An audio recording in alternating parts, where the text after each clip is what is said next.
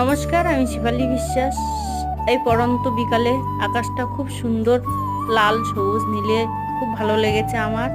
তার জন্য আমি আপনাদের